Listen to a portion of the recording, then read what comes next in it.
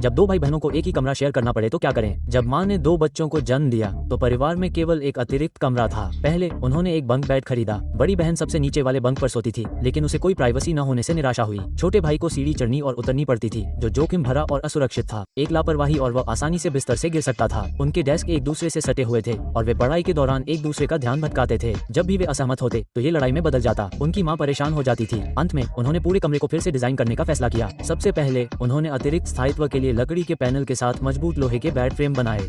अलग अलग बेड बनाने के लिए हर तरफ बड़े गद्दे बिछाए गए।